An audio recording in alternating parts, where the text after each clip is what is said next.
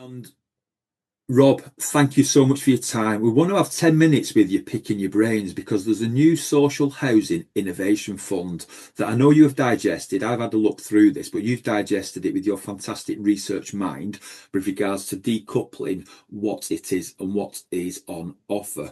These programs, from my understanding, are often looking for something a little bit special and something which distinguishes an idea from the pack. But am I right? What is this, and what do you understand from the Social Housing Innovation Fund that they're looking for?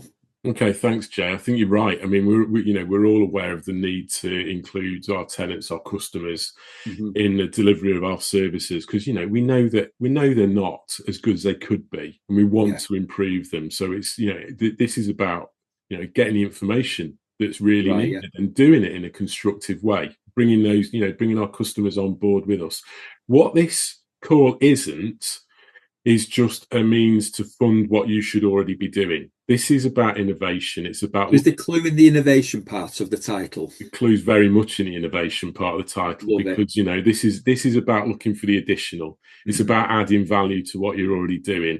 The fund itself is overall is up to £1 million for Okay, the wow. next for this financial year. Is that £1 million per project, or is it the No, million that's in the pot? it's a maximum funding of £100,000 per project, Yeah. and they're looking at projects between £60,000 and £100,000, but they're not discounting anything below £60,000. And is it a complicated procedure to apply? No, it doesn't look from what I've looked into. It doesn't look complicated, but what it needs is a smart approach to providing the information and evidence to Yes. build your case and make it a strong one. Like a We project plan? very much a project plan. Yeah, I mean, and given the timescales, it's about hitting the ground running. So Yes. essentially, building on the things that you have got, and many Mhm. of those are the gaps that you can already see in the approaches that you have. And I'm sure there are housing providers out there who can look self-critically at their tenant their customer experience journey and Yes. tenant participation, and many will be thinking, well, we've got hard to reach Yeah. customers. Let's change the language and start to think, how many are we having difficulty hearing, and is this a space where we can start to innovate? And do you And think there's a sweet spot of housing association that could apply? Would you say that it's applicable for all housing associations? As you know, we have got familiarity with it. We've got our index where we grade and we look at different housing associations, both on size, cost per unit, and other measures there. So is there a sweet spot, or is it a case that any can apply for it, but the key is in the innovation? I think the key's in the innovation, Jay. Right. So I think the critical thing here is having a mindset and a culture which is built around the willingness to learn. Yes. Because I don't think if people aren't prepared to learn through this project, and Mhm. that's learning from day one, not Yeah. learning at the end of it in 2027. If they're not prepared to learn, I really don't think this funding is going to offer a huge amount of value to them. So I'd encourage anybody who's going for this fund to do three things. The first one is to stop and take stock of exactly where they are in Yeah. relation to having that customer experience built into what they do. So how much is it they know about their customer experience, and in particular, who's missing from that picture? Because Yeah. there's going to be many customers who are quite happy to pay the rent, demand their repairs done on time, and then say, leave me alone. So we Yeah. need We to see think that often, about, don't we?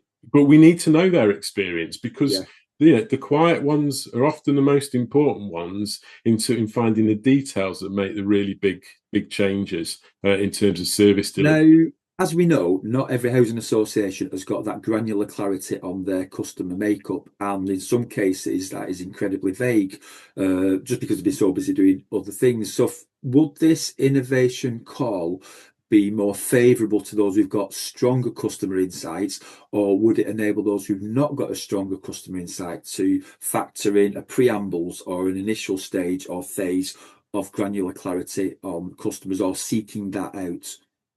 either are the gap in which this fund can operate. I think what is clear is the need to evidence what that gap is. Some of the gaps are smaller and can be built on. We're looking at micro innovation in some of those. In other cases, you might be thinking, well, we are actually behind the game on this. How do we gear it up? But how do we gear it up for 2025? Yeah. With new technologies that are available, new tools that are available, new approaches that we could be utilizing. But like with every tool, it's about understanding how do they fit. Because there's lots of silver bullets which we know don't work, and that is about understanding the fit of what that tool can offer. What benefits does it deliver in terms of the outcomes that we need to And you mentioned before about the ability to, if I've understood it correctly, the repeatability of what you do. So if you get the funding for a project, ideally building the project to give yourselves the fishing rods, not just the fish. So therefore the process, the methodology, the way that you would do the particular piece of work that you funded would enable you to self-propel, almost in the spirit of continuous improvement. Have I got that correct, or have I misunderstood that? My reading of this fund is very much that, and I think this is where those providers who are willing to learn and building that culture, even if you're not quite there at the moment, this is an opportunity to start building that culture. It's what some people will call evaluation. Yes. But often evaluation, Jay, is done after the event. This is about true innovation. It's about real learning. So it's about putting the frameworks in place from day one to start to get the feedback by doing these projects. And that means that even at the end of the 18 months that you might be funded for, the project itself might not have achieved what it is you set out to achieve. It's the learning that is critical here, and often it's the fast learning. It's the fail fast, it's the learn faster and adapt even faster than that. But should that learning be coded to provide evidence of the success of what you have been funded for? Very much so. It needs well, you need to demonstrate how the money has been spent. But this isn't the countdown. This isn't countdown where you've got to get the figure on the numbers round on the head straight away. It's demonstrating the working, because if the working falls apart, then whatever number you come up with, you start to think, well, how have we got there? It's being able to interrogate and be able to understand and analyze all these steps. But then it's equally, Jay, it's taking whatever you learn and saying, this is the replicability of it.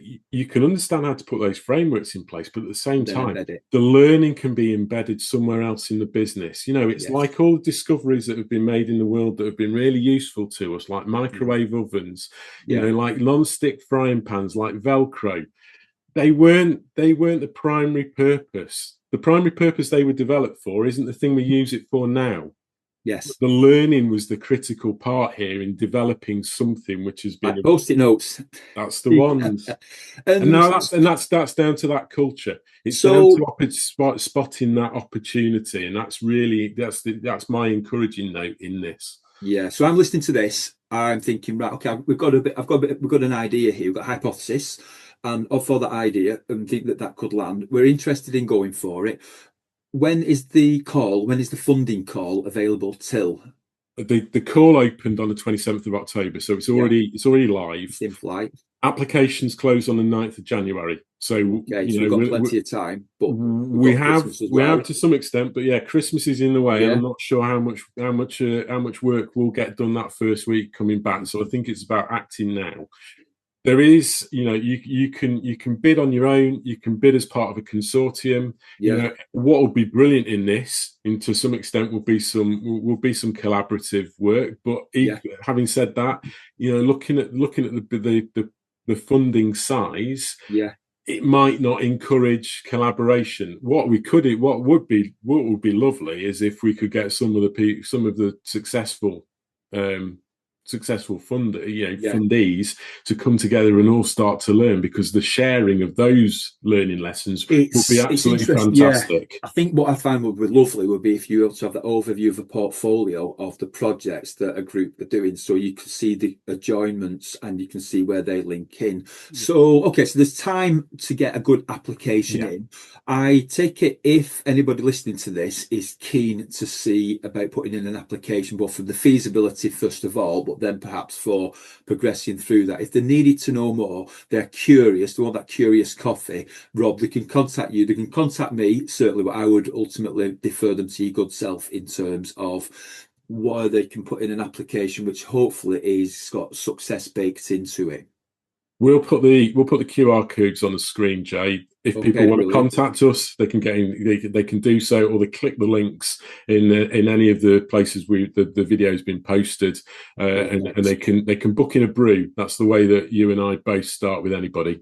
Absolutely. So fantastic. Thank you for explaining it. Thank you for cutting through the fog and demystifying what is on this. It's a call which is applicable for all and every housing association. It just needs a bit of forethought with regards to something which will be set up for success. Rob, thanks very much indeed.